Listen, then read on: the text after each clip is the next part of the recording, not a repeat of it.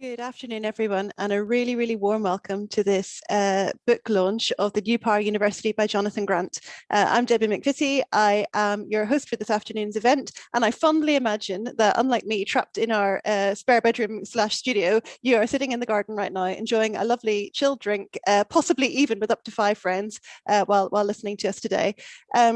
We're so pleased to be supporting Jonathan. Jonathan's with this book launch today. He's such a friend of Wonkhe. He's been a fantastic support to us over the years, and I can thoroughly recommend his book, that The New Power University. It is an electrifying read, and I suppose I want to say that kind of at the outset, because my job obviously today will be to ask difficult and critical questions as we open up the conversation. So I want you all to know that I absolutely thoroughly recommend it, and I recommend that you all buy a copy of it, and use code NPU for an extra special discount for Wonkhe readers and listeners. We're going to kick off by spending some time with Jonathan. He's going to talk us a little bit about the book's themes, why he wrote it, where he's coming from. And then we've got an absolutely fantastic panel of experts to help us dive into those themes in a bit more detail.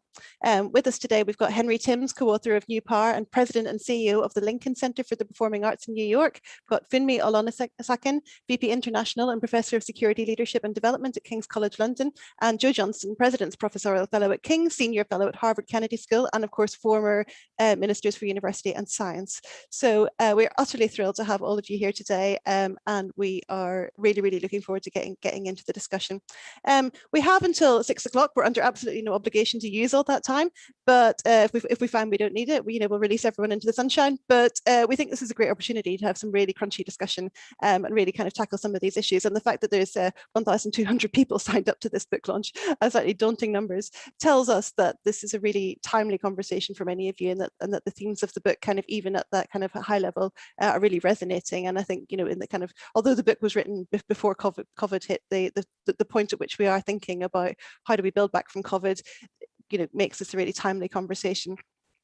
But obviously, I've bigged up our panelists. I'm really excited to hear from them, but we want to hear from you as well. So please do post into the chat box, use the Q&A box to ask questions throughout. Do not wait for formal Q&A. We do not require you to sit and listen to us before you kind of have your say. Maintain a chat and keep it interesting. And I will try and weave in some of that chat into the conversation as well. And if you want to ask a kind of direct question or make sure that your question gets picked up as best you can, then do use the Q&A box to do that. Can I ask you, please, to toggle your blue button in your chat box to panelists and attendees? If you do not do that, the consequence is that only the people on the panel will be able to see your comment, and the other people in attendance will be deprived of the richness of your insight. And we really, really wouldn't want that to happen, because that is not the Wonkhe way. We want everyone to see and be able to be part of the conversation. So remember to toggle your blue button, and I'll probably have to remind you again at intervals throughout the event. Right, I think that's enough housekeeping from me. Jonathan, can I welcome you to the stage? Are you able to? Yes. Yeah, there. You see me? Brilliant. Jonathan is with us. Jonathan, it's such a pleasure to have you with us today. How are you feeling? I'm feeling great, slightly sort of nervous because it sounds like you're going to give me a Viva, but beyond that, no, I'm very excited. I'm absolutely not qualified to give you a Viva, Jonathan, but I'm going to try. I'm going to channel all the hard questions from our expert audience and panelists.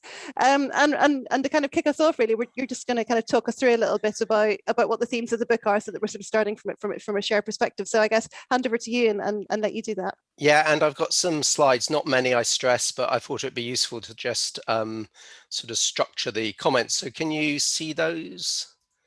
Yep. Brilliant. Let me just go to the beginning. So can I begin by thanking you, Debbie, and the whole Wonkhe team for offering to sort of support the launch of the New Power University. I was somewhat overwhelmed when I heard that you had 1,200 participants sign up for this event, but I also assumed that we got a bit of competition with lockdown ease and sunshine. So thank you for everybody who's joined with us this afternoon. I'd also very much like to thank our panelists. You've already introduced them, Henry, Jo, and Funmi, and also just thank everybody. I was looking at the participant list and saw many old friends and new friends and all the support from sort of my community, I guess, that has sort of helped me channel a lot of the ideas in this book. So those conversations I've had over the years with many, many people are reflected in the book. What I thought I would do is sort of try to sort of frame the book as much as anything. And the book is sort of comes from sort of three ideas, and those three ideas are not my ideas. I'm a bit of a magpie. I like going around sort of picking off other people's ideas and then trying to shape them a bit. And the first big idea comes from a book by a guy called John Woolston Sewell, who's a novelist and a philosopher, Canadian by background. He's got a great backlog of books.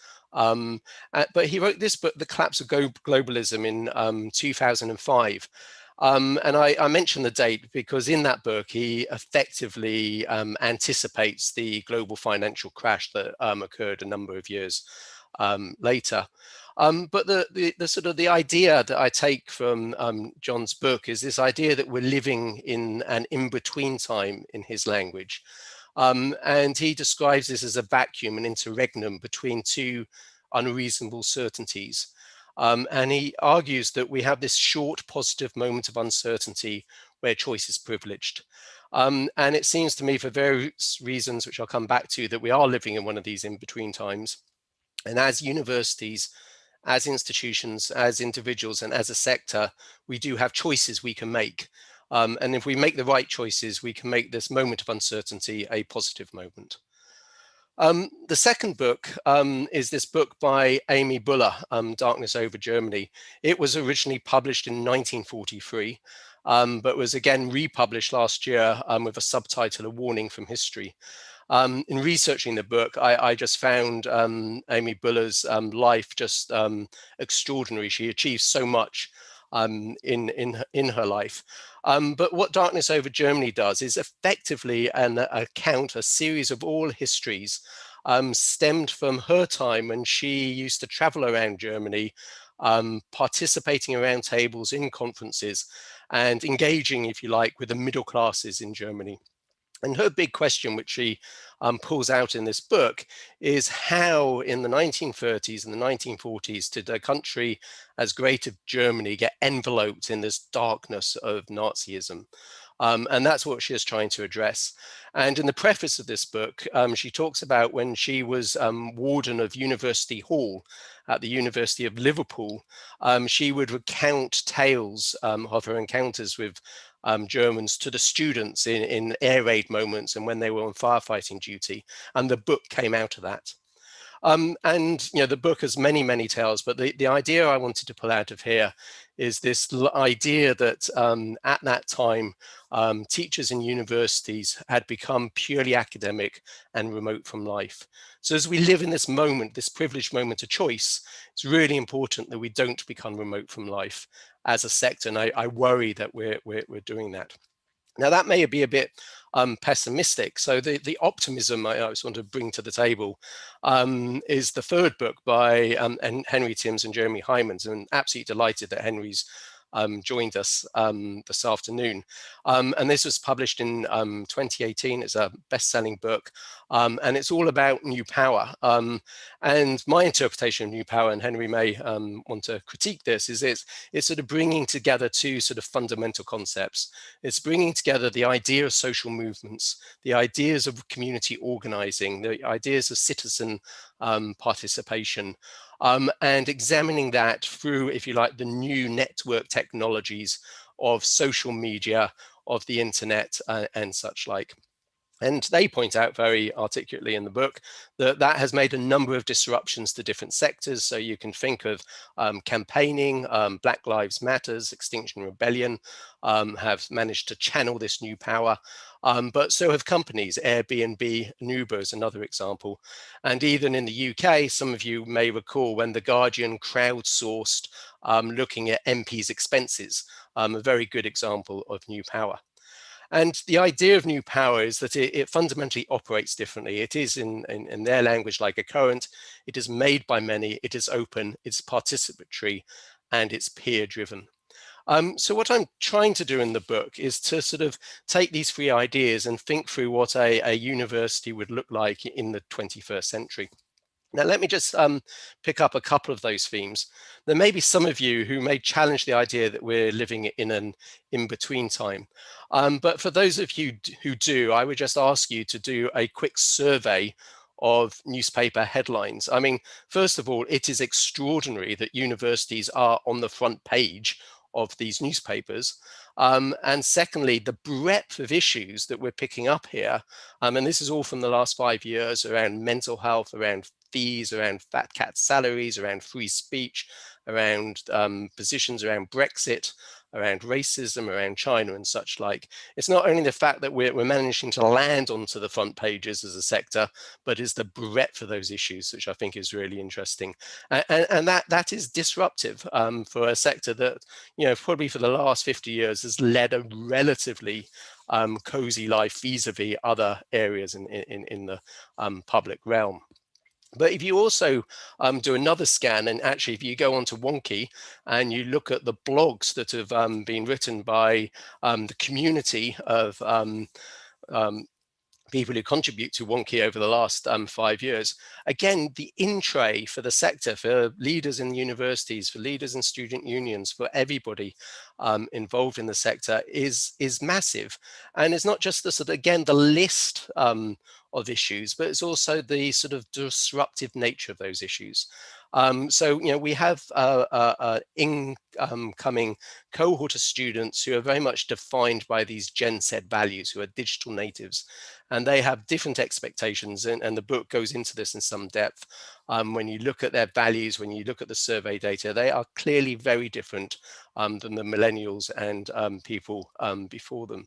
We've got these big existential crises around climate, and how does that relate to academic travel? The traditional route to academic success and promotion was jumping on a plane and going halfway around the world to give a keynote speech. Is that acceptable? Now, clearly, we've demonstrated through the pandemic that we can do things in different ways, but we need to think about that sort of stuff. We have the politics of populism and the nature of knowledge and the shape of knowledge and the so-called agenda around decolonizing the curriculum. And recently we've seen the emergence of place-based politics, especially in the UK, and these concepts of placemaking and leveling up, all of which are substantive issues in their own right, and all of which are hitting the in-trays of universities at the same time. And then to really sort of amplify the challenges, we had the small matter of a COVID pandemic pop up and really challenge both the sort of the business model of the universities, but also, if you like, the social purpose of the universities. And as Debbie mentioned in the introduction, I started writing this book in the summer of 2019, but I did spend a period of time writing it through the COVID pandemic. And I like to argue that the ideas I'm putting forward here, in one sense, I think have been accelerated and amplified by the pandemic. I don't think they've changed. I did reflect whether I needed to do a rewrite and ended up thinking that no, that should be fine. So, there we are. We're living in this in-between time. We've got this sort of social contract that has been eroded by these external headlines, and we've got an in-tray which is both big and complex to deal with. So how do we navigate ourselves out of this? And this is where the concept of new power comes into play. And this is a figure taken from Henry and Jeremy's book.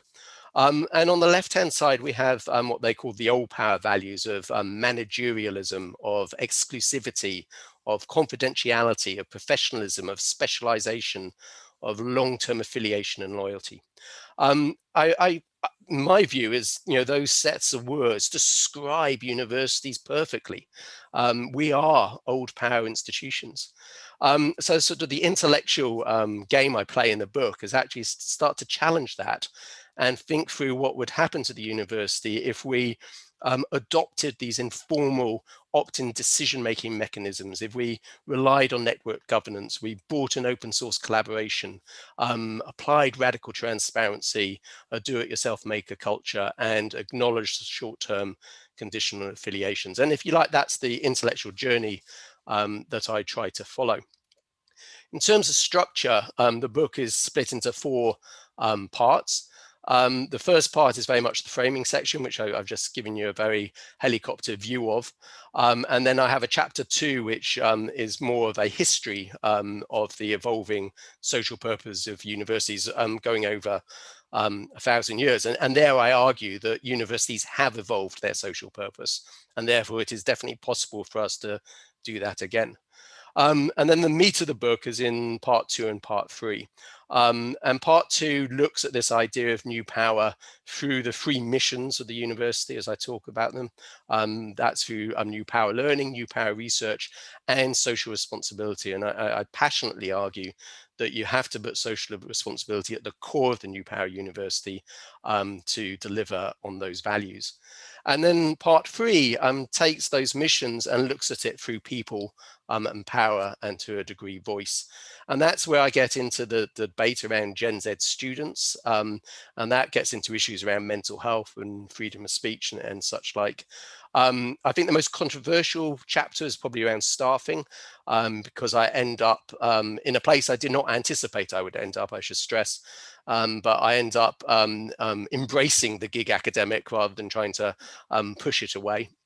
And then the final section is very much around communities and how the university is both integrated in and serves the communities within which it resides. And I'm very careful in stressing when I use that language, it's not necessarily geographical place. We operate in virtual communities, and we need to understand that. And then I tried to bring it all together in the final section around the conduct of the New Power University. I have a chapter around structure and governance. And then the final chapter really takes on this concept of social purpose and concludes that universities need to move into a space where they actually become advocates for social change, and they champion in that. And that's quite a radical proposition, I think, for some. As I went through the book, a number of ideas stuck in my head, and I like to think that when you have the opportunity of looking at it, you will sort of focus on different elements of the book. There's quite a lot of ideas in there, at least that's what I like to think. But I guess the 4 which sort of came out to me, and I put these up as give us some structure around conversation as much as anything, Debbie, is this historical failure of universities to be socially responsible. And you've heard me say this before, but I'll continue to say it until it changes. I think it's shameful and scandalous that only 38 universities out of approximately 130 in this country accredit themselves for paying the living wage. I do not fundamentally see how you can call yourself a university if you are not paying a living wage to your lowest paid workers. But there are lots of other articulations around social responsibility. The second area is around this Gen Z student space. Some really interesting concepts around so-called delayed adulthood. Young people today are taking longer, if you like, or their child is longer, and that transition to adulthood is taking longer, and that has implications of student mental health, and it has implications of how universities react to that. As I've already prefaced, I think we are going to see a rise of the gig academic and the so-called third wave professional. And as a consequence of that, we will see the inevitable erosion of the classic, whatever that is, academic contract. And then finally is this inconsistent role that universities play as advocates for change. We're very comfortable in complaining when it's in our self-interest to complain. When research budgets are just about to be cut, we are writing op-eds in major newspapers. But when it comes to other issues that may be of more interest to the societies we serve, we are somewhat mute on those points. So just 4 ideas we can explore in conversation. Let me just wrap up with another set of quotes. One of the pleasures, I think, or privileges of having the opportunity to write a book like this is you do a lot of reading. And these are a series of quotes which I guess made me fall off my chair when I read them. The first one again comes from Amy Buller. And she talks about it. You'll find it is not essential to them, talking about the Nazi regime, to know what is the scientific explanation. What is essential is that our experience is the basic experience of historical reality. Written in 1943, seems to me that's a very apt definition of alternative facts and post-truth that we're experiencing at the moment. The second quote I came across was by the Spanish philosopher Ortega y Gasset. And he wrote a series of lectures around university reform and published them in a pamphlet in the 1940s, although the lectures were occurring up to 15 years before then. And he talks about university reform is about the complete formulation of its purpose. And I guess that's what I'm trying to do through this book is really think through a complete reformulation of purpose. And then Amy Gutmann, who's the president of University of Pennsylvania, in my mind, summed up the whole book in this beautiful quote: "A university is first and foremost a social undertaking to create social good." There are lots of definitions out there about what universities are. I think that is the single best definition I've ever come across. So on that note, Debbie, let me wrap up and I'll stop sharing. I'm very happy to explore some of those themes. Thanks, Jonathan. We promised crunchy conversations, and you've definitely given us plenty to get our teeth into there. I mean, let's start with this your sort of contention of the historic failure of universities to be socially responsible. And and I completely take your point about it, things like living wage, which I guess has sort of become a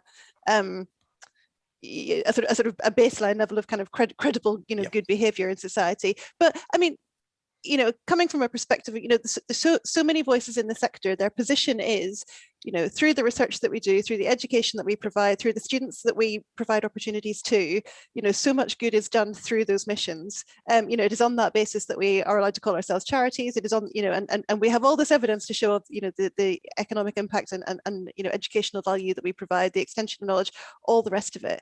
Why is that not enough? Well, for two reasons. One is you could be wittingly or unwittingly doing harm in the way that you manage your operations. And that harm could be by not paying a living wage, but it could also be by investing in fossil fuels. It could also be by supporting academic travel and having incentives in your promotion criteria, for example, that rely on international and intercontinental travel. So I think there's a bunch of stuff where you need to think about your operation and reassure yourself that you're not doing harm. And that's not a criticism. I think lots of corporations, universities, and other non-universities institutions will be doing that. But as civic institutions, I think we have a responsibility to say we're not doing harm.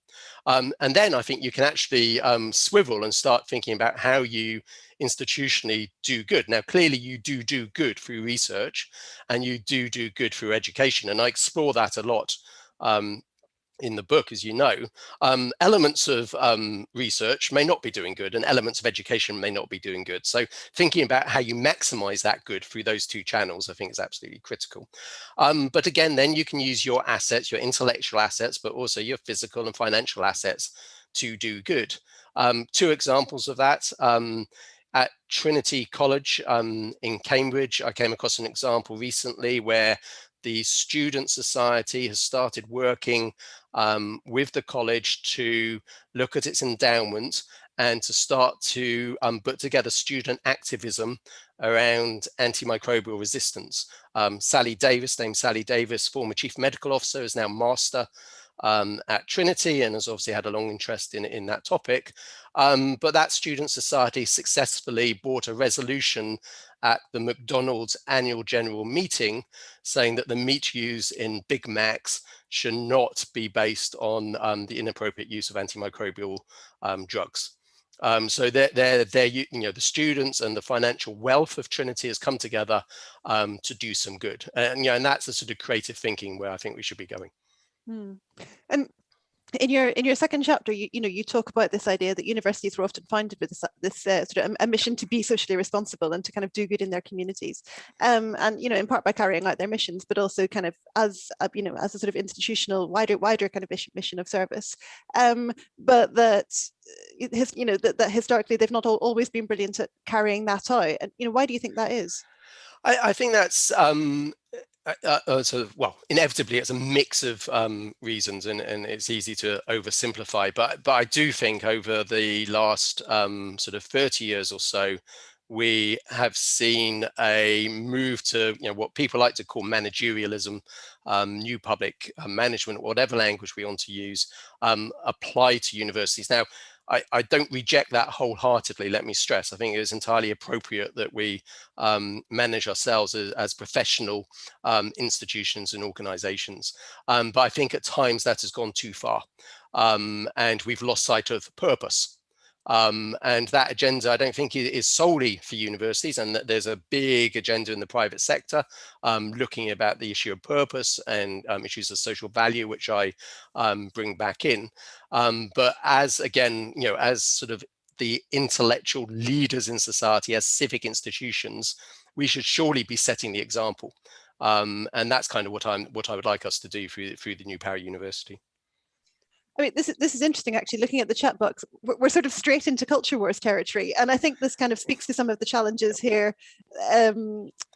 To what extent is sort of new power values? Is it all a bit woke, and is that a bit difficult for universities? To the contrary, I think, and Henry may well want to pick up on this in when we get to the discussion. But Donald Trump is a very clever user of a lot of the new power values. He then Henry and Jeremy talk about this in the New Power. He then uses that new power in ways which we might find difficult and would describe as old power. But his use of Twitter, his use of energizing movements were and are very powerful. So I don't think this is this need not be a political issue, and it need not be a cultural war issue. It could easily be characterized that way, but in one sense, I think we have a responsibility not to think of it like that, but to think of it as a new way of doing things. You wouldn't say, for example, that Airbnb sits on either side of a culture war, but they've adopted a set of new power values to create a new enterprise. Yes, I think there's sort of nothing innately. New power is neither benign nor innately harmful. It just sort of is, and it's a question of kind of what you can do with it and how you can kind of adapt yourself to it. We're getting quite a lot of questions coming in about leadership, and I want to pick that up in a wee minute to sort of reassure people that we're absolutely going to pick that up, and particularly kind of drivers for change. But I also just wanted to pick up a question from John Goddard, who said, "Is this only an agenda for elite universities?" Which I suspect is something you'll want to put to bed from the outset. Absolutely, and again, in the book, I quite consciously try to sort of bring examples from a range of universities, including elite universities, but not excluding them. One of the most formative visits I think I've had to a university is a university called Widener University in the US, located in a place called Chester, which claim to fame was that it was the murder capital of the world for a long period of time. Or the world murder capital of the US, I think it is, not the world. And the leadership there, about 15 years ago now, they had a number of murders on the campus. They had a budget for building a wall around the campus.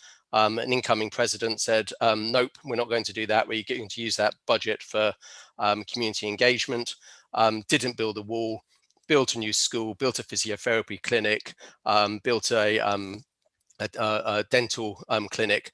And I can remember quite quite a profound moment for me being taken on a tour around those clinics in probably some of the most impoverished communities I've ever been in, if I'm honest about it, and seeing the impact a university can have in those communities. And actually, I think that model that Widener articulated there is a model that sort of is stuck in the back of my brain as I take this, and I don't think you would call Widener an elite university in any sense of the word.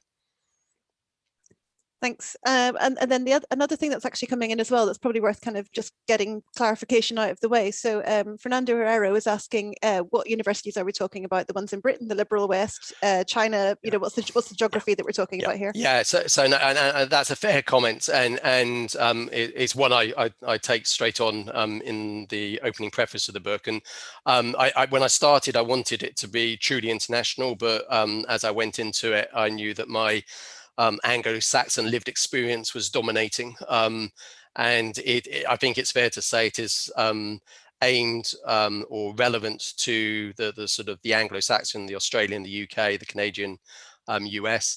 I did in the middle of the book make a real effort of reaching out to colleagues in Africa, in Central Europe, and in Mediterranean countries, to sort of test how some of the ideas would resonate in those localities and jurisdictions, and got a mixed response from that. I think it's fair to say Fumi, who's on the panel, very much helped me with some of those connections. And I think it's also fair to say, I mean, our kind of area of interest in this conversation is probably the UK university, simply because that's where most of our listeners are engaged with. Yep. But if people have international examples or kind of points of contrast to bring in, by all means do that. Just, it just enriches the conversation, and we'd love to hear that. We talk about the kind of, I guess, the power of neoliberalism, and high ed biz, as you refer to it in the book, kind of after Collini, who's very satirical about the higher education as a business. And I mean, one of the things you say is that sort of fundamentally, commercial values cannot sit well with a social mission. How, I suppose the question really is how bad do you think it is? But there's a very strong critique of the kind of neoliberal university. But do you feel like that's infused kind of entirely through the structures of UK higher education, or is there? No, because I think there's a lot you can do which doesn't, in effect, impact your bottom line. So going back to the living wage, if you're actually not paying a living wage, then that's disgraceful, and you should be paying a living wage, and it's not going to actually cost you that much. But even things like around socially responsible procurement policies, the example from Trinity I gave you, one of the things we did at King's, and I know other universities have done this, Manchester being a very good example, is actually when you're doing a procurement, think about what social value you can bring into that procurement process. And that can be really small. So at King's now, I know that at least up to a year ago, we were buying our croissants from a baker in Borough Market around the corner from King's. That's an example of supporting the local economy. If you look at Manchester, and I describe this in some depth, Manchester University set up the Works, which is in a reasonably impoverished inner city locality just opposite the Oxford Road. When they were procuring the main contract for their new engineering campus, which was £250 million type contract, within that procurement, they said, how are you going to help us with social value? And the successful contractor, first of all, made a financial contribution to the Works, but more importantly, then ended up employing 40 people through the Works as apprentices on that construction site. And I was lucky enough to be taken on a tour of that construction site a few years ago. And in the Balfour Beatty porter cabins in the construction site, they have this wall of these 40 apprentices who have been given an opportunity of work and training solely because Manchester University thought, well, actually, we're going to spend this money anyways. How can we add some social value to that?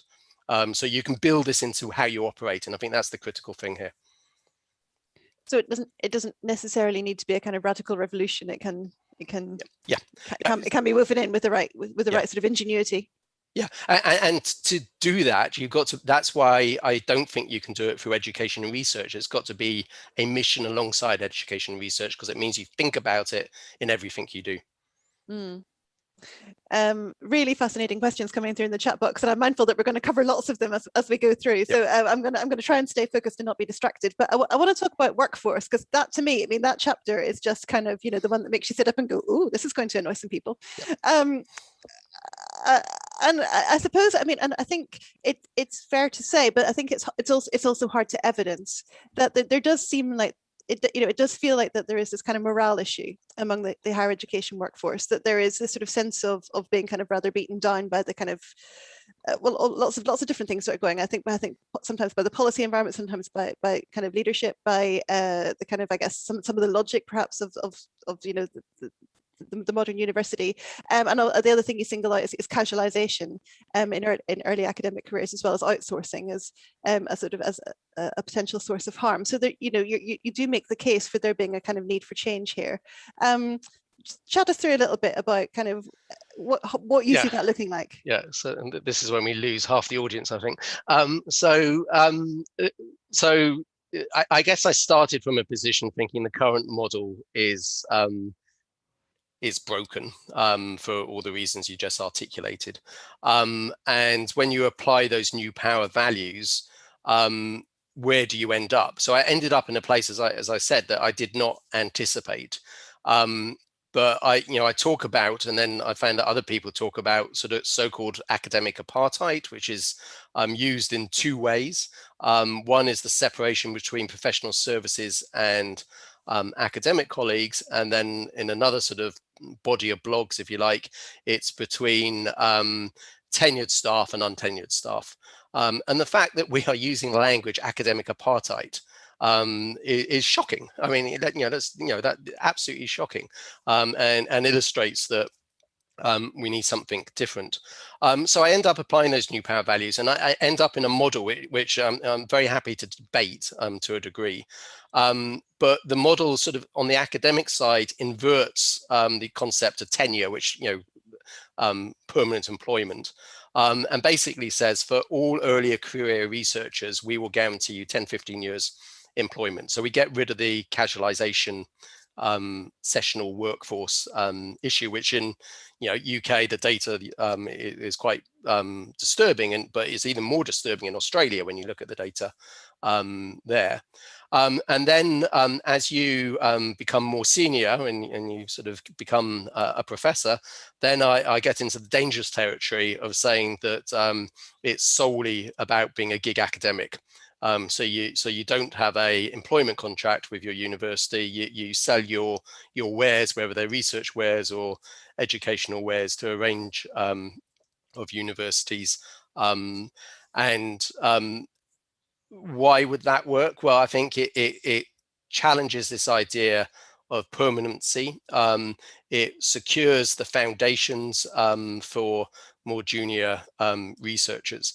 But as you move into that space, you're then going to have to expand this concept of the third way professional, which is an idea that Celia Wilchurch put together a number of years ago. And in one sense, I often describe myself as one of those individuals. I'm not really a classic academic. I've had a varied degree career and moved about a bit. But that expansion, the third way professionals, would allow individuals to support those gig academics and sort of contract and manage the relationship with them. But I fully appreciate that that is deeply controversial. So my challenge back is, if you accept that the current system is not fit for purpose and is broken, you don't like what I propose, please come up with an alternative model, because I'm all ears for that, especially one that aligns with the new power values. I think, I mean, what's interesting about the kind of the third way professional is, I suppose, that blending of academic and professional competencies and capabilities. So you might have deep expertise in a discipline, or you might have, or across several disciplines, but you also have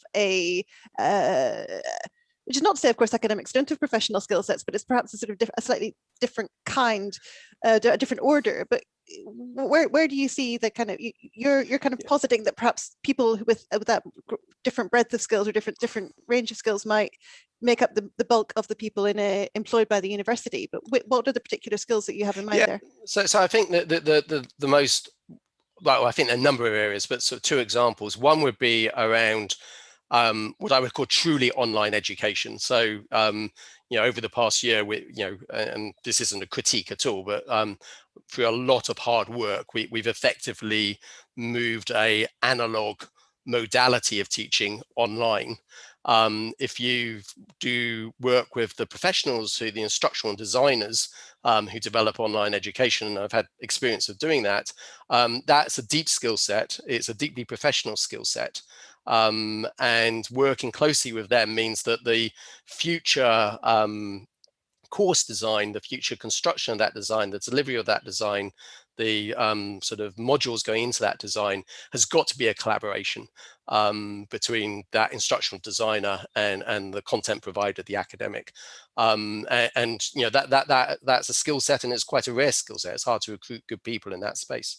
The other space is, I think, around on the research side. Obviously I've done a lot of work around research impact over the years, and I sort of moved some of that conversation into citizen science. and issues like that. And the skills around sort of research translation, knowledge exchange, sort of research impact are not necessarily core skills that have been recognized in academics in the past. Now, that's not to say that that academics don't do that well. They do that well, but it's not a core skill in the incentive system. And I think again, you can see third way professionals coming in and helping manage those citizen science networks. And I think perhaps something that might also get lost in the conversation is about the kind of one of the things you're thinking about is about power imbalance and about how how people who are powerful might be actually enabled in some ways to have a more interesting life because they have that power behind them, and whereas people who are less powerful and further down the chain might be given that kind of security that would enable them to accumulate their power. And there's a really important point again from the literature around the psychological contract. And quite compelling evidence that for knowledge workers, which I think you would describe an academic as, they on the whole tend to have higher rates of satisfaction, employment satisfaction, when they are on these temporary gig type contracts rather than a more classical employment contract. And you see that in other knowledge professionals like IT and such like. So, if we accept that we are dissatisfied at the moment, this could be one route to increasing that satisfaction, though I appreciate quite a radical one. I'm really mindful. I really want to bring our panel in, but I do have one kind of really burning question, which I don't think we're going to answer right away. Maybe we'll return to it at the end. But it is about leadership of the New Power University. And I mean, if anyone's read my review of the New Power University on Wonkhe this morning, it's one of the things I pick up as being actually because New Power often doesn't really have leaders. Because networks are dispersed, because social movements are, different people may kind of seek to corral New Power to their ends, as both Presidents Obama and Trump have done. But it is hard to hold anyone accountable, really, in the way, and sometimes for how New Power works. So where does the change come from? Well, so I think so. It comes from everybody, yeah. So again, I talk about this. I talk about leadership, but I also talk about followership. And as followers, we are as sort of accountable for delivering this change as our leaders. And if we don't respect that, then it's not going to happen, frankly. But the sort of if you like, the classic leadership skills, and a bit classic because I'm not sure they actually exist, do need to be sort of pushed back, and a new set of new power skills and leadership skills brought to the front. And again, there's a lot in the literature around such skills, and there's a guy called Marshall Gantz who I'm a great fan of, and he's a Harvard academic who has looked at leadership of social movements, and there's a lot in his writings which I think are highly applicable to leadership in universities. And it is, as you say, it's about giving up power. It's about empathy. It's about listening, and really listening, not just listening, really listening, enacting on what you hear, and letting the movement to a degree morph and evolve, which is clearly would be quite terrifying for any vice chancellor. I get that, but I do think that's the direction of travel. Do you think there's an appetite for it? So I think there's a good question. There will be, because we won't have any choice. Yeah. I still think we're in a massive disruptive moment. Whether that moment lasts for 1 year, 5 years, or 10 years, in the sort of big scheme of history, doesn't really matter.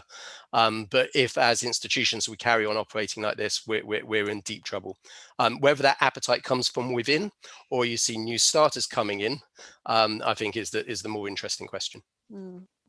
Brilliant, thank you. Well, let's bring our panel onto the stage, as it were, and I shall ask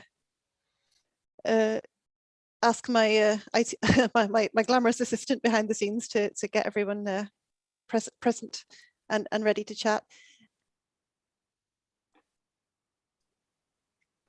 Everyone, this. So what we're going to do now is just going to spend a little bit of time with each of our panelists talking about the topics that we feel are particularly kind of resonant with them. But I would also encourage all of our panelists to kind of chip in and contribute as you wish, as the topics come up that you think you have things to say on.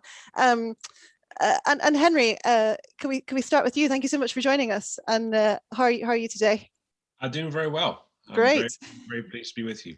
I mean, many of the people I have read and enormously enjoyed New Power and drawn on it myself in some of the work that I've done, writing about about what Wonkhe is and about kind of why we exist, and really interested in, I guess, where you were coming from when you conceived that book with you and your co-author Jeremy. What was what drove the original concept, and has your thinking evolved since then about how New Power works in around the world?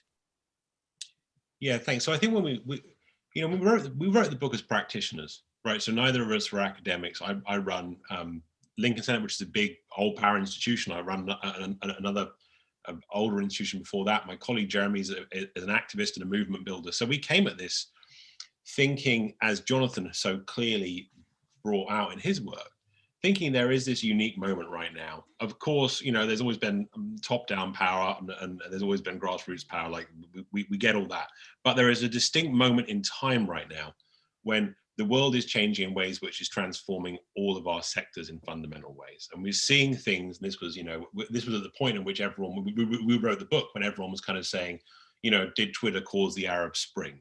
And having this quite kind of shallow conversation about what's fundamentally shifting. And so the argument we wanted to make with the book was, look, there is a way that all of this connectivity and technology is shifting the fundamentals. And the way to reckon with that is to understand how power is shifting, not how technology is shifting. So that was the framing for the book. We really wrote the book not to get drawn into an academic debate, but actually, as much as we could, to provide tools for practitioners to start building things differently. And the reason I think we're so excited about this book is what Jonathan has done so masterfully, is put together something which in my mind is not a commentary, but a manifesto, right? It's a real sense of, okay, how could this be done differently at a time when the urgency of action, I think, is something in all of our minds, right? This isn't something we can think about for 3 years until it goes away, right? The moment is requiring our great institutions to re-institutionalize.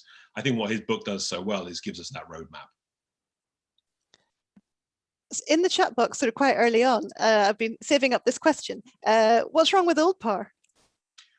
Well, I think there are many things which are not wrong with old power. So I'll give you an example. One of the things about old power is expertise. I would classify, Jeremy and I classify as an old power value. And it's hard to think of a time when expertise could matter more right now, right? In fact, expertise is losing a debate globally. All these people who had all this power actually are being beaten down, and you only need to look at the debate around vaccines to see the dangers of old power failing, right? We have in this country, I'm in the US, and we have this continuing problem here, which is actually the people who are hesitant to take vaccines or anti-vaxxers are one of the biggest risks actually to us not getting to herd immunity.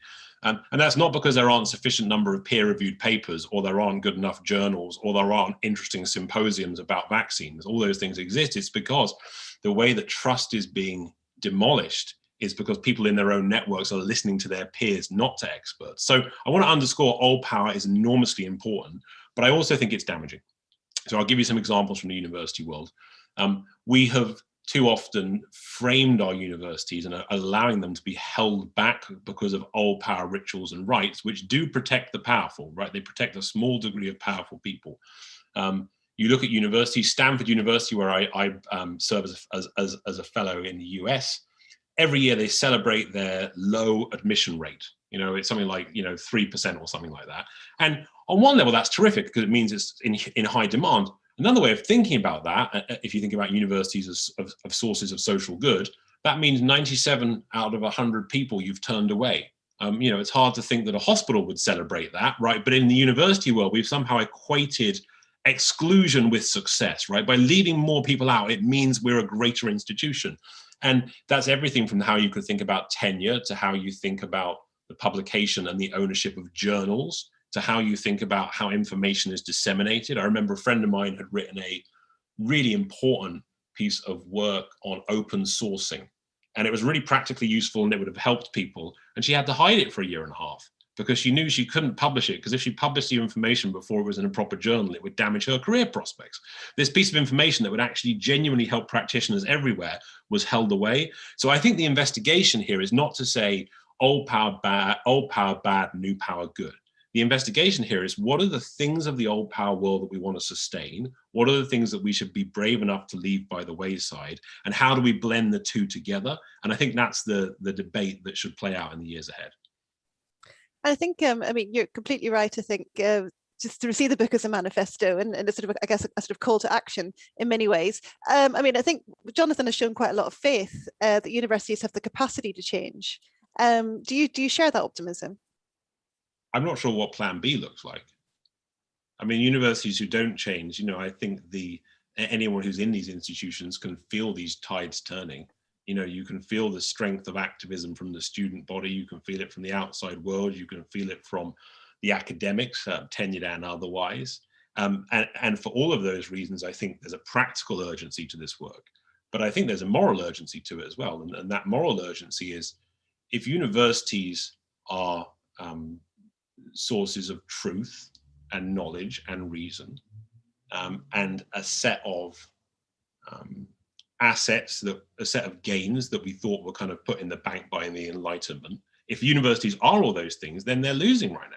Right, the very organizations which should be at the vanguard of protecting truth and helping reason and supporting science and all of these things, and believing in empiricism, all these things that are kind of in my mind, the meat and drink of the university world, are battles being lost. So if universities aren't engaging with these themes, then what hope? And the last thing I think I would say is, there is a real danger of diminishing this work and this change as something to do with woke millennials who are, distracting us with conversations about their identities. And this is such a bigger frame than that. I would call that a lazy critique, because actually it distracts us from reckoning with the institutions, the institutions which many people's salaries are being paid by and many people's mortgages rely upon.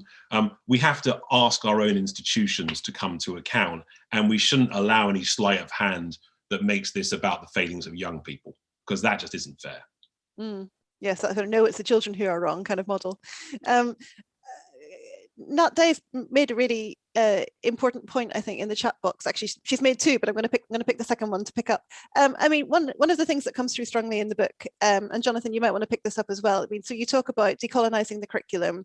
You talk about opening up the framing of research questions to beneficiaries to a greater degree, rather than to kind of saying only the people who are working at the frontiers of knowledge know what the right questions are, and essentially to kind of expanding the range of forms of knowledge that are kind of viewed as legitimate, I suppose, is kind of how I see that. But how do you, I mean, that is really tough thing to do, I think, because of course you want to draw a line between what is reasonable to include in the debate and that supports the kind of broadening of horizons that you're talking about, but also you don't want to slip into the kind of post-truth world where everyone has their own truth, and you do sort of see that a lot in I guess sort of I'll use terms that are obviously questionable, but cancel culture and the kind of the Twitter storms and those sorts of things. So how do you can universities patrol those boundaries in a meaningful way? You want me to take that? Yeah, go for it. Yeah. So I think that gets back to our earlier conversation around leadership and Henry's comment that there is not a plan B. So it's not can they, it's they must.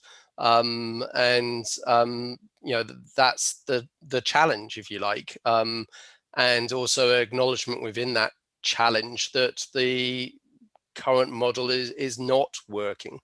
We need to find alternative ways to doing this, and on the whole sort of freedom of speech and cancel culture type stuff, I sort of had a sort of leadership role around that at King's, and the way that we dealt with it was to go and speak to the students. And when you speak to students, first of all, they are really intelligent. Shock horror. I mean, they are really intelligent. They've thought about these issues. They know their issues. They understand the issues and debates around free speech and cancel culture. But if a university is there to serve the students and the communities and its staff, then you have to speak to people and you have to negotiate these issues. And it's through processes of negotiation and co-creation and co-production that you find places that you can occupy. And now I'm not saying that's easy, it's not, but it is a set of skills and a set of leadership skills that need to be amplified, I guess, within the university structures. Henry, Jonathan picks up on the kind of, I guess, you talked about young people, and Jonathan talks about sort of Gen Z values, about perhaps a sort of, I guess, perhaps a greater instinct towards social value than perhaps is manifested in early generations.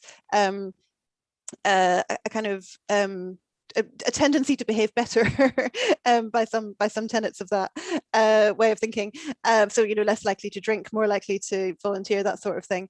But also that there's this quite big challenge with the generation of students that we're seeing right now. This, you know, the delay in adulthood, or all the kind of the usual signifiers of adulthood. So they're getting married later, you know, buying houses later, raising children later. This creates this sort of anxiety, I guess, and we see that coming through in mental health. I mean, Jonathan aligns this with kind of, I guess, a new power way of thinking. Is that something that you are mindful of in your own thinking as well? I'm not sure I'm quite so convinced of the argument of a kind of moral shift in terms of, you know, people are nicer, better volunteers, more thoughtful.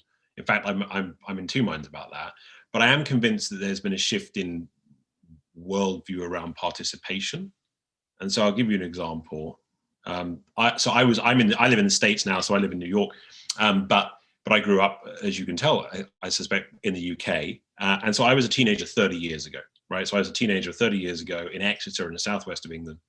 And if you think about, and I had a very nice childhood, lived in a nice home, went to good schools, you know, I had a privileged life. But my barriers, my opportunities for participation were actually pretty limited, right, at that point. If you think about, I had lots of ideas as a teenager. If I wanted to contribute to the world, I could go to the local library. I could join some clubs, which were kind of hard to get into and it would take some time. I could write letters. I remember doing this. I could write letters to the Express and Echo expressing my view to the local newspaper, which they never published. Or I could sit on the stairs dialing over and over again the number for Radio Devon to get listened, so I could dial into the talk show and express my opinion on the matters of the day, right? Those were my routes to participation, right? Cut forward three decades. Look at teenagers today and their participatory lives. Think about their expectations around not their moral behavior, which I'll leave on the side, but their expectations to shape their worlds. Sitting with their phone in their hand, they can start fundraisers, they can become investors, they can make their own movies, they connect with people from around the world, they can go firsthand and see any part of the world they want to see through the people's eyes who live there.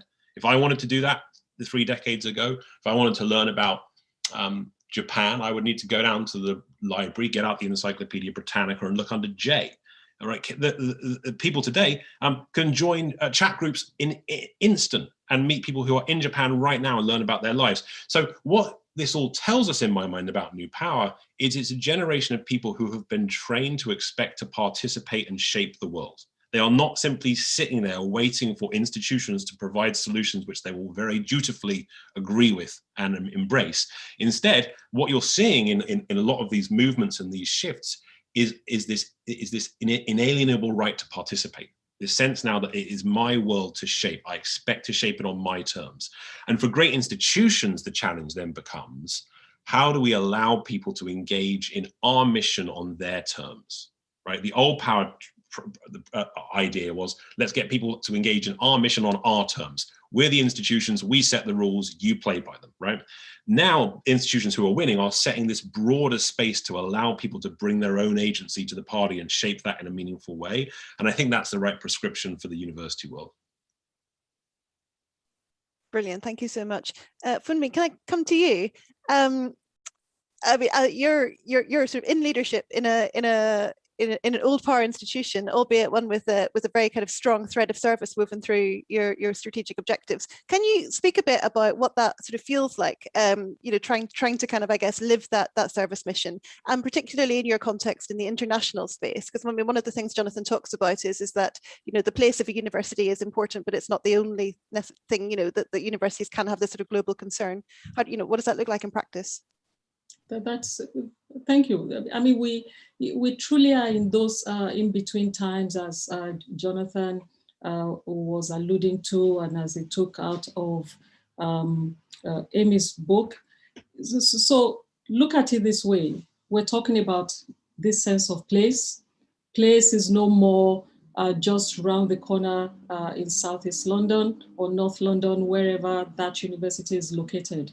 We're navigating at the same time the local, the national, the global, because those that we claim to serve sit in those spaces all at once. I think that's the first challenge.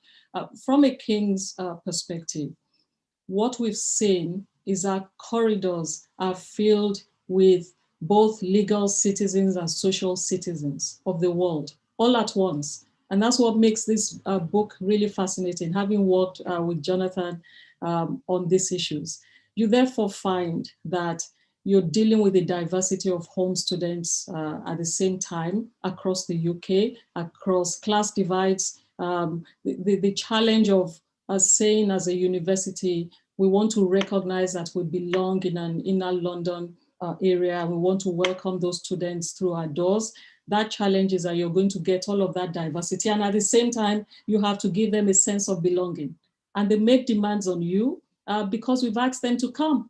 And then you also go, at this moment, I don't have the exact data. I should have it at my fingertips, but we have in excess of 10,000 students from about 150 countries globally. You've told them to come. Of course, there are questions of marketization and all of that. And so you have this melting pot that is King's College London. And we also then have this vision of the world. Interestingly, Jonathan helped a lot to facilitate what is now our Vision 2029, to make the world a better place. In any case, our mission has always been to be in service of society. But what that really means when you translate it into a blueprint that allows you to be socially responsible is what we've been trying to do the past few years. But then you have students from all these countries who have expectations of you. Interestingly, the same kinds of issues as Henry is talking about that our international students experience is what our home students experience. It's just that their realities, will be different. But do they experience measures of inequality, differences in outcome as it applies, to home students? So does it apply to international students? Those students who are the first to come to university from in their families, and those who come from different countries that didn't have exposure to British education. And so it's one thing to say, yes, we have all these international students and we're the wealthier for it because they can afford to pay these fees, but the sense of responsibility, therefore, which we have had to grapple with, is to listen to them, but is also to begin to redefine what it means to be a global university when you have all of these people, inside your doors. And therefore it's pushed our service agenda a great deal. It allowed us to redefine what we call internationalization. It cannot just be about having all these numbers of international students. It's about the kind of values that we share with them, that they share amongst themselves. And so you have to see the world through their eyes, and they have to see the world through each other's eyes. Therefore, you have to rethink what Jonathan is talking about around decolonizing the curriculum. Whose knowledge are you deploying when you're training these students? Whose knowledge counts when you're doing that research? And actually, my last point around this is the crux of social responsibility is that you have to deliver the knowledge that counts for society. And if you did that, and you didn't understand that through the eyes of the members of society, then, for whose benefit is that knowledge? These are the things we're grappling with, and it's a work in progress, I have to say, but it's just that the past 5 years have been exciting for me as somebody who also studied at King's, having come from abroad, because we're allowing ourselves to have a debate about what that means. And actually, it's a debate that gets very tense sometimes, because if you have to talk about equality for a Black person, for a Russian or American, what does that translate into in terms of what programs you put out there? I think we're right in the middle of it. We like to say that we have done a lot. I think there's still a lot of work to be done. But to conclude, Ben Vulami's point I saw in the chats makes the point very precisely, and it's kind of apt for me, because our students truly have new power values. The institution is trying to catch up, and it hasn't caught up. Many institutions haven't caught up, and this is what it's about. And if we don't meet ourselves midpoint, there will be that confrontation eventually. And the pandemic has released, some of these, tensions a little bit. Thanks. Thanks, Wunmi. I mean, what you say is so opposite in the context of kind of bringing students into the UK and saying, well, you're here, we brought you here. I guess what you're saying is, the basis on which you might conduct these conversations is not simply you are paying us money for a service. It is, we have a responsibility to you that is greater, and speaks to our global mission. I mean, one of the things that Jonathan picks up is, I think, the internationalization. Partly, I suppose, in terms of bringing students to the UK, but also in the partnerships and activities that universities conduct abroad. And this is obviously quite pertinent because we've just had the news about the cuts to overseas development aid and the impact on the universities there as well. If the entire world is of concern for universities, how do you decide what's important? How do you kind of, I guess, mobilize your community to create that kind of focus about where the impact can be, and what what's the priority? No, absolutely. But I have to say though that, as someone who's dealt with, parts, with the global South, being of African origin myself, having lived there, having lived through some of those issues myself. But when you're sitting in a university, it's not that easy. If I could speak very frankly, sometimes you determine what is important because of what your community of students think. Let me give you an example. We could pronounce ourselves at times, we haven't pronounced ourselves on questions of Myanmar because we don't deal with politics as such, but our research can actually respond to that. Sometimes we can't sit on the fence when the majority of our students come from a particular place. That's what I meant by, if you have students who have, new power values, but they also make demands of you because is it okay to take my fees when, I come in? But when Lebanon, when things suddenly crash, in Lebanon, because things have blown up there, you say nothing about it and you do nothing about it. You don't direct your knowledge or your research or any assistance towards it. These are real issues. And so it's one thing that we research what interests us. And part of this cut in ODA funds, it's going to play out in particular ways because, I hope I'm speaking, amongst friends, maybe 1,000 friends or so, but your research is sometimes there's politics about the research itself, the grants we apply for and the partnerships, so that those parts of the world where we claim to be doing, that kind of direct engagement, we still do it on the basis of interest. That will always be. But what I think our students are pushing us to do is to be authentic in the ways that we engage. And actually what a New Power University would look like is that, therefore, if it really matters to you that inequality, either in terms of education or in terms of poverty, and you want to alleviate that poverty, if those things matter to you, why don't you put your research center right there in the global South and let more people benefit from it? Why would much of the funds come to the UK and much of the knowledge and the science and those who benefit from it, but then crumbs go to those other parts of the developing world? Our students challenge us seriously around things like this, and we have to ultimately rethink it, because many of the partnerships that elite universities across the world build are very unequal partnerships. And so that's old, that's old Power University approach. If we're going to really think about New Power University, we have to think about partnerships across the board. We have to have fee differentials, I think, at the end of the day, even thinking about education. As far as I know, I don't have real data to back this up, but anecdotal evidence suggests that many of the brightest minds cannot go to university, let alone go to elite university. Mm-hmm. And so if we're saying we want that kind of equity, we want the best talents in the world and the best minds to come through our doors, it has to be different. Mm. I think I mean, what's coming through really strongly is that sort of that sense of partnerships in which it is not assumed that the university, that that the kind of, I guess, the Western university is the dominant partner. And I think, and this is something that Jonathan picks up in terms of all of the university's relationships.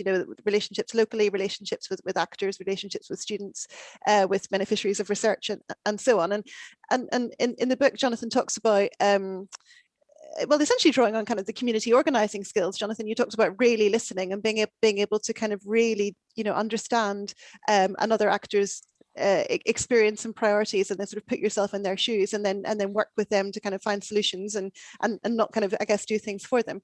I mean, for me, as a leader in a university, where are these skills developed in the university? Where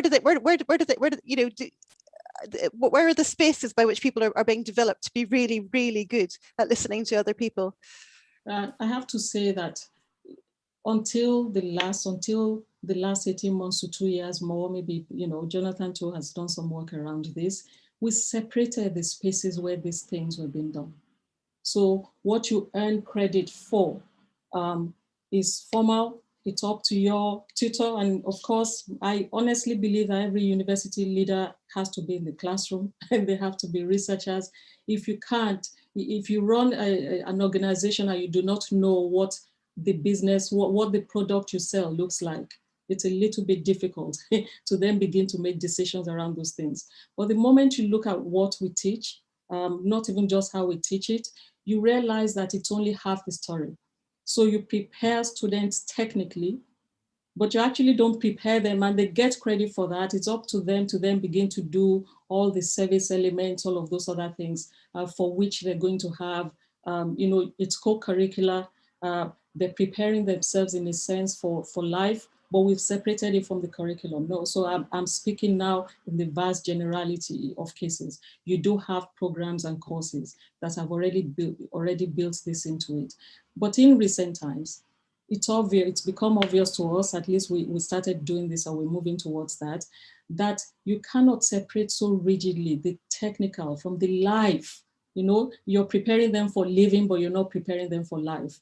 And then we expect them to be thriving when they leave the university space. And that's why the new power structure that Jonathan his book is about, begins to help us build that complete individual who can think about global or local leadership at any level, but they earn a credit for it. You can also open your first point of contact with the university. You look at everything and it's part of your curriculum. And then as they get into year 2, year 3, they're doing the hard work of getting the credits. What am I saying? I'm saying that you cannot rigidly separate curriculum that prepares a student for life, for living a life that is successful and being a successful member of society, from that gives them the expertise to specialize in whatever field they're in. You can be the best engineer ever, but if you do not really understand what it is like to operate in a cross-cultural context, you're not culturally competent, and it hasn't been taught to you in a particular way, nor have you been given a chance to run through a program that looks like that, then we're failing in our duties. And I think that applies to leadership in a university as well, by the way, yeah. I was gonna say, Jonathan, I mean, Fumi's talked really kind of compellingly about the curriculum and about how to develop this sort of mindsets and attitudes and behaviors in students to prepare them to kind of be in the world and live lives of service and I guess positive engagement with the world around them. Do those skills need also of I guess community organizing, listening, partnership working? Do they need to be developed in in professional staff and academics and leaders in universities as well? And if so, how? Well, so short answer is yes, and I would add in, I just saw a comment from Tessa Harrison, boards and governors at the same time, which we often forget in this debate. But the Citizens UK, the framework from Marshall Gantz, which I mentioned, there are lots of material out there for helping individuals engage in these skills, and we're quite good, not very good, but quite good at sending mid-career researchers on management training, quote unquote, mid-career professional staff and management training. I would love to see us bin all that management training and replace it with training around community organizing, around new power skills, around active listening, around using these network technologies in effective and suitable ways. Because A, that's the direction of travel. And if you don't learn those skills, you're going to be left behind.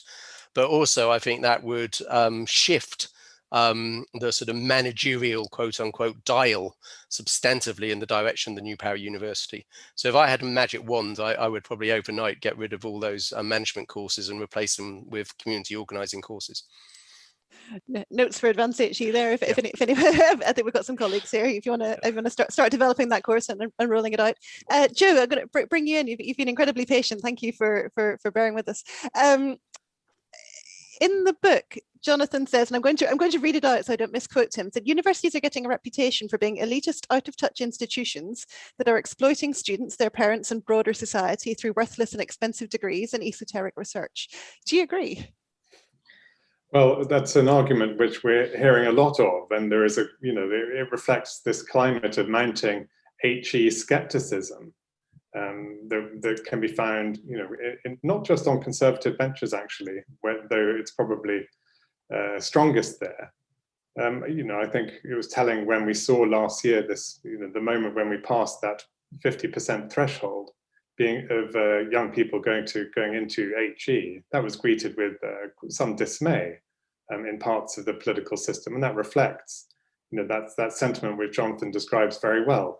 There is a feeling that for too many people, the returns aren't there, that they're participating in courses which lead to, subpar outcomes, that in many cases they'd be better off not going to university at all. So that sentiment is very real. And I think a combination of factors is behind it. I think, the growing affordability question for government of, such large numbers going into HE, with universities able to operate a demand-led system where they can issue any number of sort of £9,250 checks on the taxpayer's nickel, is something which the Treasury is clearly going to be looking very hard at. I do anticipate that this demand-led system is probably reaching the end of its sell-by date. I would expect some form of number controls to return at some point, whether it's around a minimum tariff entry or perhaps caps on numbers going into unfashionable courses in the arts and humanities and creative industries and so on, unfashionable from the point of view of the current sort of dispensation. So yeah, I think it's a very real issue. I think the sector would be able to head a lot of it off if it did a better job at demonstrating that it actually embraced accountability. I mean, how it addresses its core missions around, the quality of teaching, the learning environment, the impactful nature of its research, and also the rate at which it's sort of translating and transferring knowledge into the wider economy and society. I think if the sector were more open to challenge and more willing to embrace mechanisms to sort of, assess performance in those key areas of what universities do, leaving aside all of the other sort of social mission stuff which Jonathan's book talks about, I think government would be prepared to, let this system roll on a bit. But the difficulties governments have been having in getting the sector to embrace accountability mean there's a sort of a problem of a lack of confidence in the way the current demand-led model is rolling out. And when you say accountability, what does that mean? What does that mean to you? What would that look like? What would be what would be satisfactory or sufficient? Well, I think it was quite telling. Well, I've obviously bear the scars of attempts to put in place systems of accountability, and I didn't entirely succeed, I acknowledge, with my magnificent effort with the teaching excellence framework. But it was an attempt to start a conversation about, how do we actually get universities to, as I say, embrace accountability and open up about, the outcomes that students are getting from participating on different courses at different institutions, which are legitimate questions if you're funding this system, or if you're a student putting their time and human capital to work in our system. They're legitimate questions to try and answer. But the sort of the full frontal opposition which we received as government, and the failure of the sector to present alternative models of accountability, were a bit depressing, and I think fundamentally short-sighted for the sector, because that's left us in a situation where we've now got successive, government ministers, secretaries of state saying, too many young people go to universities. So that's not a good place for us to be either, because it's patently obvious.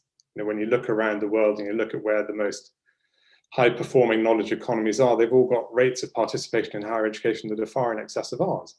And if you look at where jobs are being created around the world today, they're being created in sectors of the economy that disproportionately employ those with, level 7, level 6, level 7, level 8 levels of education.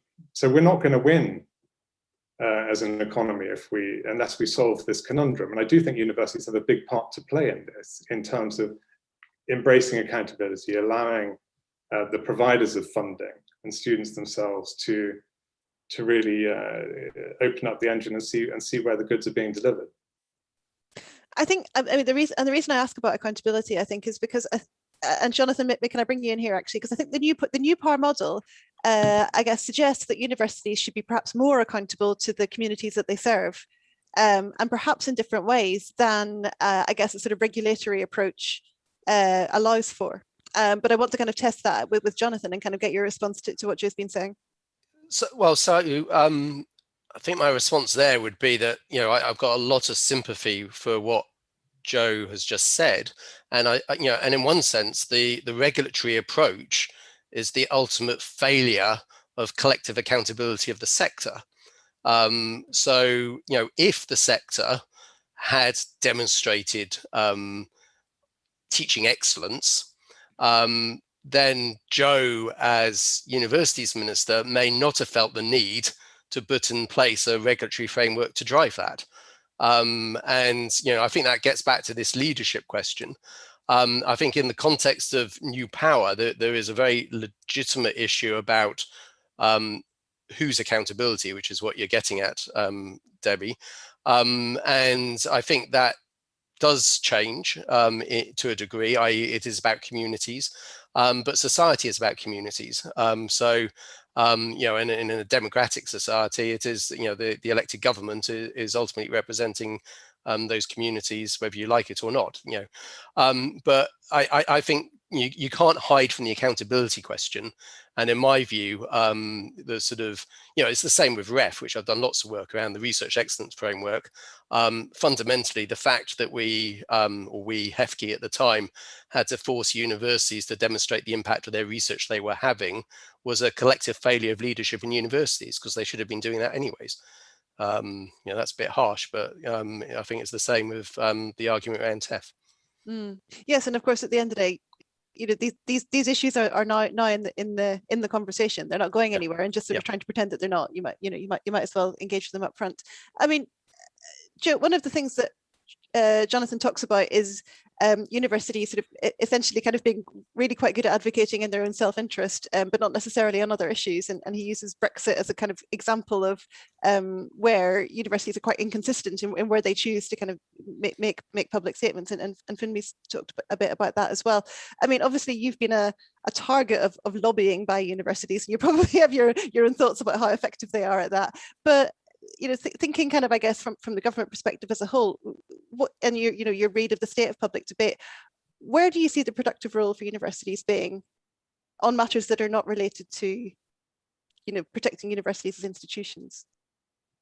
Well, look, I mean, I was always a bit horrified when universities were just dismissed as lobbyists when they entered public debate. I mean, there was a famous moment when Theresa May, in one of her conference speeches in about, I think, 2016, sort of stood up and said she wasn't going to let university lobbyists tell her to open up to international students. And my heart really sank at that point. I was sitting in the front row of the audience as the university's minister, and I sort of knew the damage that this was going to do, this comment, and how hard it was going to make relations with the sector. I mean, yes, the sector is a very vocal organization, group of institutions. They're highly articulate, well connected. They've got their hotlines into number 10 to the cabinet secretary, multiple points of contact with the system, and that does give it sort of enormous weight in Whitehall and in policy making. It has sometimes felt very self-serving in how that sort of influence has been used, and that's a point which many have made over the years.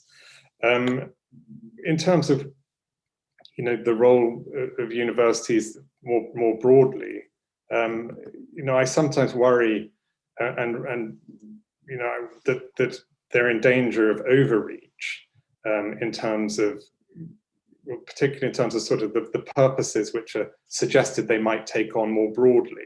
And some have suggested that they should take on sort of, I think Jonathan actually uses the term stewardship for the broader educational system.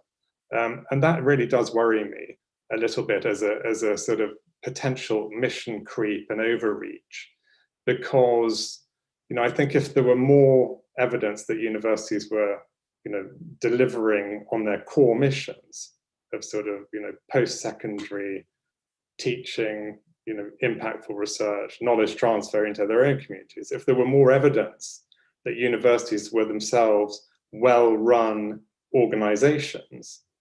By the way, I don't think I've ever met a vice chancellor or principal who hasn't complained about the entirely chaotic, dysfunctional governance of their institution. I don't think I have ever met one. So why we would think we want to put that organizational type in charge of educational outcomes across our entire education system is completely beyond me. And I always resisted, as far as I was able to, attempts to put duties on universities in exchange for the right to charge the higher level of fees, the 9250, an obligation to take on responsibility for schools in their local area. I thought that was a completely insane suggestion, and I was actually rather on the side of vice chancellors such as Louise Richardson of Oxford, who said this was a completely mad distraction from her core focus, and others who said, listen, we can't even run ourselves. Why on earth would you want me to take over the running of this excellent school nearby? So I'm a bit in danger of overreach, and I would personally much rather define universities' social mission as the delivery of what we've long recognized to be their core functions. Excellent teaching, and more recently, impactful research, and more recently still, getting the benefits of that impactful research out there into the economy and wider society. That's quite enough for me. If universities can do all of that, that's fantastic. And I think you'd see a massive ramp up in sort of political support for everything they're doing. All of this stuff about, taking political positions on subjects, I mean, for heaven's sake, it's completely secondary to what we actually want universities to be doing, in my view. And I think it would be positively a distraction from, the core challenge of aligning political support for universities and what they're doing. I mean, Jonathan, you disagree, don't you? Yeah, I do, but I've got to know Joe well over the last couple of years, so we disagree well, I think.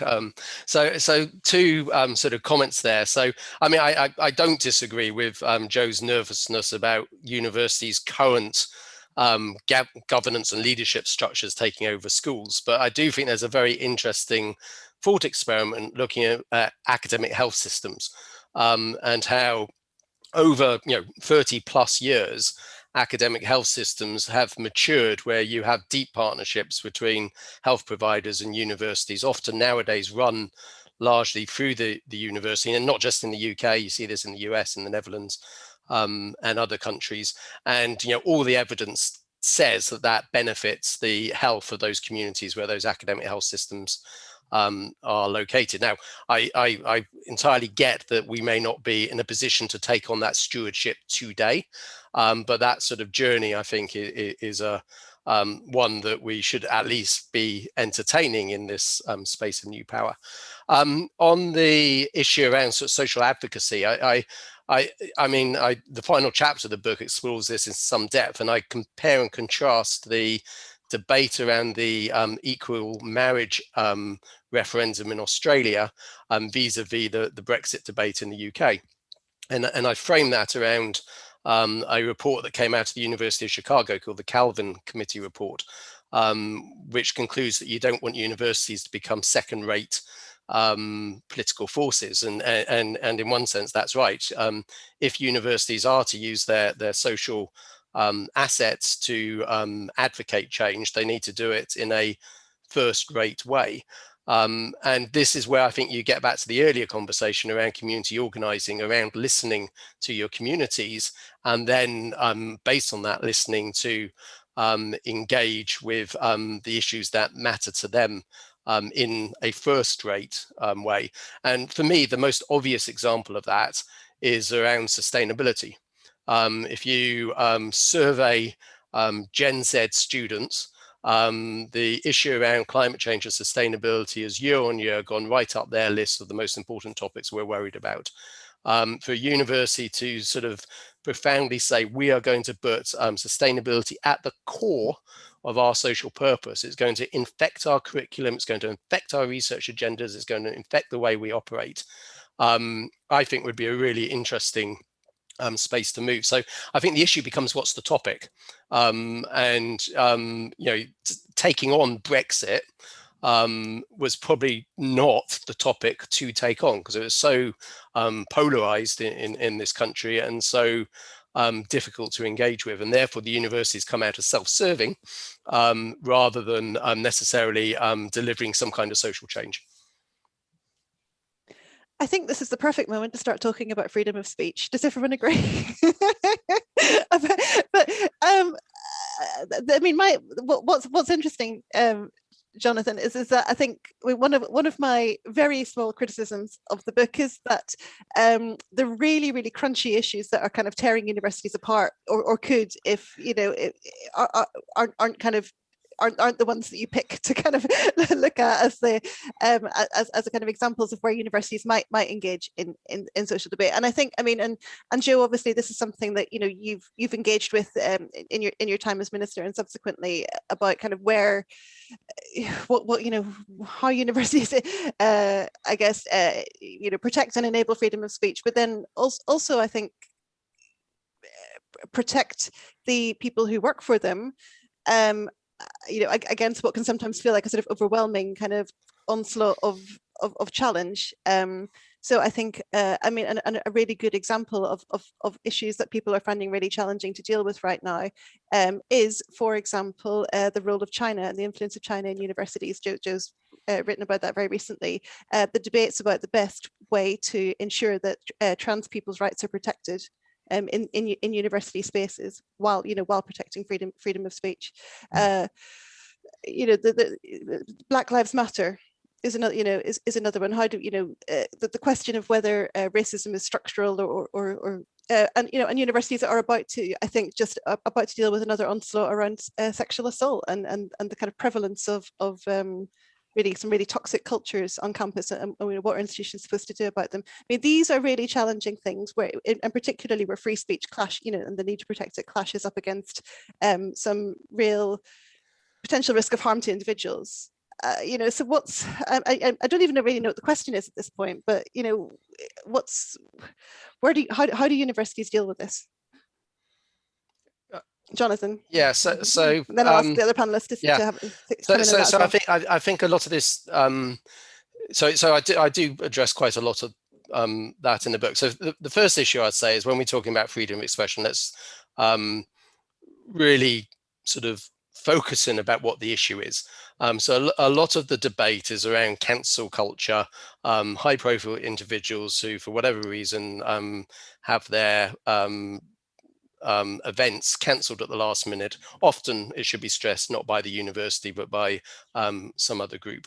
The research that I've done over the last couple of years with colleagues in the Policy Institute has gone out and spoken to students about what they think about free speech. And students are defenders of free speech. And when you poll them and you compare them to the general public, they've got exactly the same set of views as the general public. What I find really interesting is the students do think there is a chilling effect. And when we talk about free speech, I think the real issue is this issue around the chilling effect.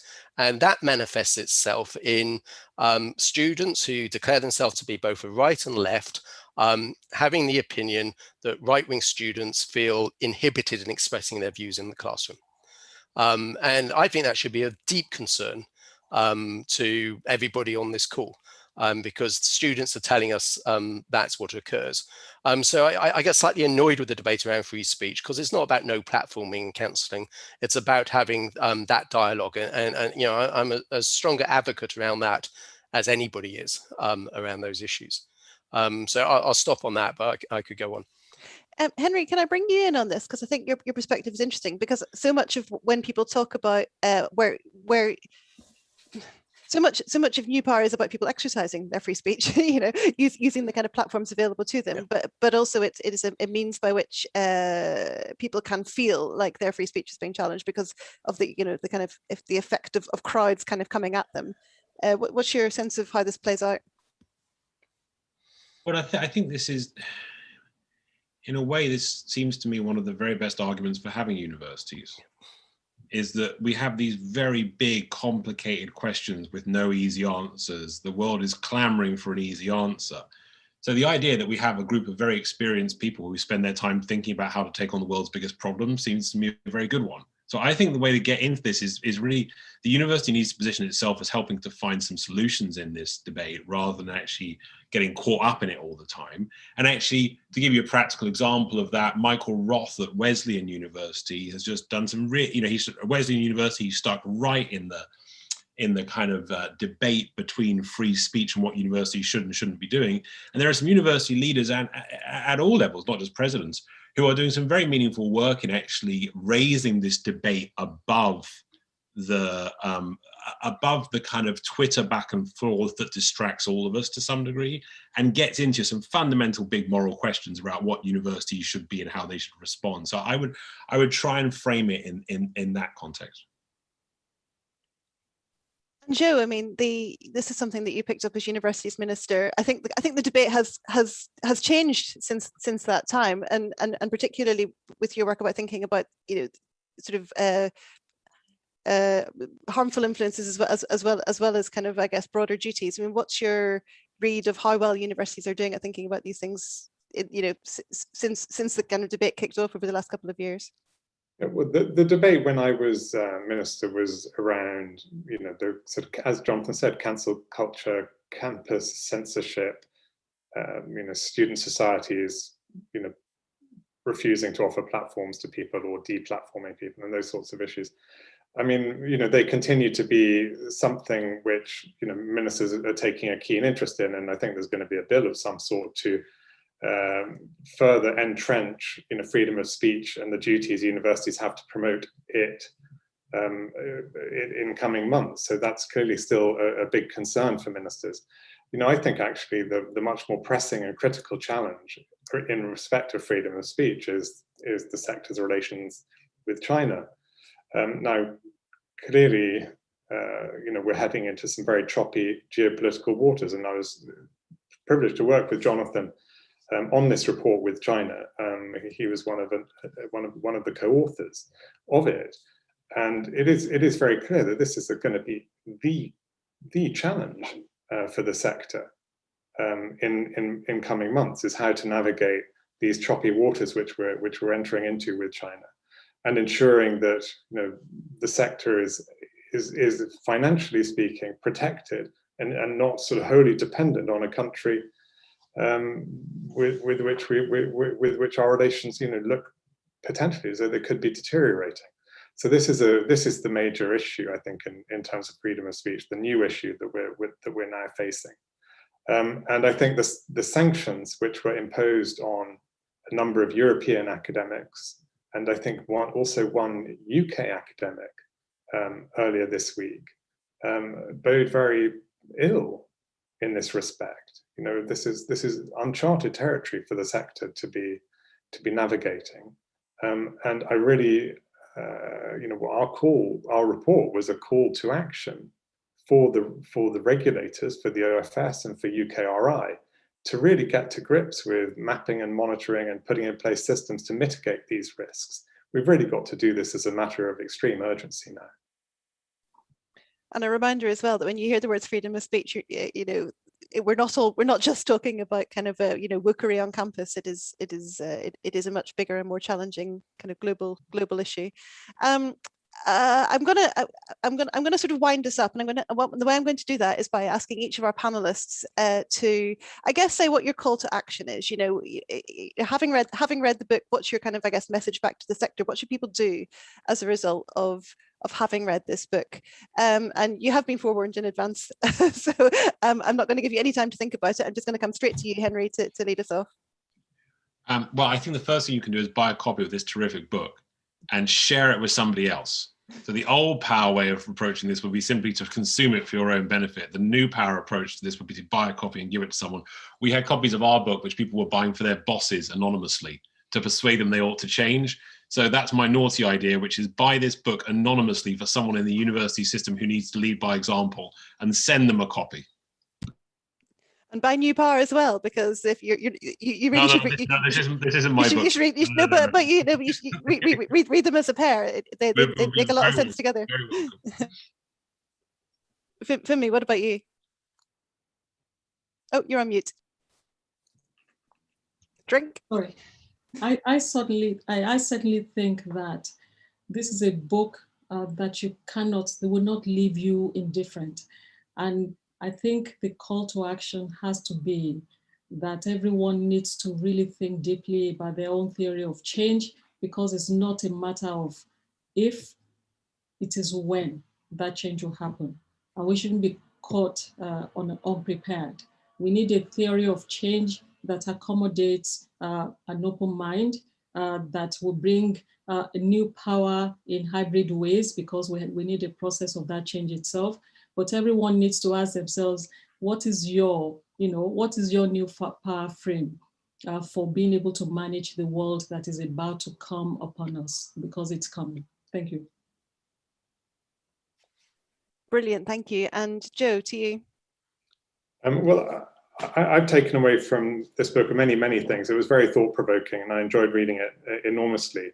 I think one of the things which, you know, has struck me perhaps most powerfully is the idea that we've got to completely rethink, you know, where prestige accrues in the system.